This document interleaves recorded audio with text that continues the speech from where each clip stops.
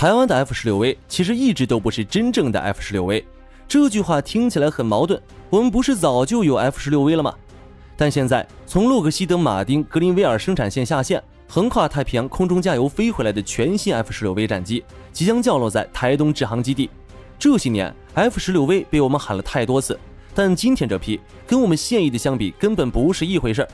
很多人第一眼看到都会觉得疑惑，这次新飞机到底厉害在哪儿？为什么这么激动？我们目前在用的 F-16V 说白了就是旧壳换新芯，底子是几十年前的 F-16AB Block 20老旧机身，只是后期升级了航电，更新了雷达，机身骨架结构寿命早就濒临极限，常年高强度战备、升空拦截、巡航执勤，老机体被用到饱和，这就导致一个问题：老化快，故障率高，维护超级贵，而且旧机身的改装潜力已经被榨干了，后续想再升级、再强化战力根本没有空间。这也是我们台湾空防这么多年最大的痛点，有战力但机体老，能用但不够稳。但是这次落地的 F-16V 完全不一样，它是落马全新生产线，从零打造100%全新原厂新机，全新机身、全新结构、全新配套系统，不是翻新也不是凑数，光是机体寿命就直接拉满，稳稳支撑我们未来20-30年的空防主力需求。而且大家一定要知道，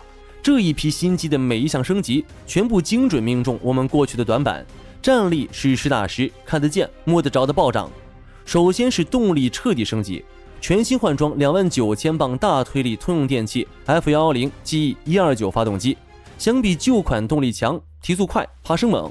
放在台海这种瞬息万变的空域环境里，意味着什么？紧急升空更快，拦截反应更短，近距离缠斗机动性更强。面对突发状况，我们的战机可以第一时间就位，第一时间压制空域，实战应变能力直接跨级提升。更关键的是，这次 Block 70标配的 APG-83 有源相控阵 AESA 雷达，这是全球4代半战机的顶级标配。以前的传统机械雷达扫描慢，探测距离近，容易被干扰，可锁定目标数量还十分有限。而新雷达探测距离更远，精度更高，抗干扰能力超强，一次就能追踪锁定几十个海空目标，甚至能有效捕捉、侦测低可视度隐身目标。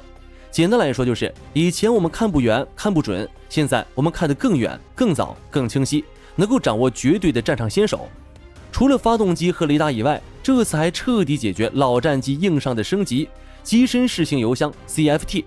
以前台湾空军长期面对一个现实问题，就是空域狭窄，反应时间短，巡航没多久就要返航，频繁空中加油，不仅浪费后勤资源，空防覆盖范围也处处受限，容错率极低。而全新适性油箱贴合机身，不占武器挂点，不影响机动性能，却大幅增加载油量，滞空时间更长，作战半径更远，巡逻覆盖更广。这就证明之后我们的空域警戒、远程巡航、全域应变能力直接拉满，台海空防纵深彻底拓宽，再也不是以前那种飞一下就得走的被动局面。最后，这批 F-16V 还有一个非常重要的变化，就是它更加符合现代网络化战争。通过先进任务电脑、数据链系统，它能和地面雷达、预警系统以及其他战机进行实时信息共享。未来战争不再是一架飞机单打独斗，真正强大的空军是一个完整体系，战机负责发现和攻击，雷达负责搜索，数据链负责连接，导弹负责摧毁目标。而 F-16V Block 70就是这个体中的关键节点。当然，这批战机能够抵达台湾，也经历了漫长过程。凤翔专案2020年定案，2472亿新台币预算，我们整整等了6年，中间经历疫情、产线搬迁、国际局势波动，多次延期、多次调整，很多人一度担心会不会黄掉，会不会缩水。但今天飞机真的从原厂起飞，即将落地台湾，这是实打实、真真切切落地的国防战力。对台湾来说，这一点太关键了，毕竟国防靠得住的永远是自己。正所谓自助者天助，这批新机顺利交付，就是我们坚持自主防卫最好的证明。我们有能力、有底气守住自己的空域。过去我们空军长期扛着巨大压力，老战机超期服役、超负荷执勤，飞行员、地勤、后勤常年高压运转。如今66架全新 F-16V 陆续到位，将逐步替换老旧机型，重整战机梯队，打造出一支机灵新、战力强、可靠性高、现代化程度顶尖的空中主力部队。空防本来就是系统作战，不是单机对决，配合我们的防空导弹、雷达监测网、电子战体系、后勤整补系统，这批全新 F-16V 就是战力核心，是空防主轴，补齐了我们多年的机体老化、续航不足、雷达弱势、战力断层4大短板。让整个台海空防体系更完整、更立体、更坚固。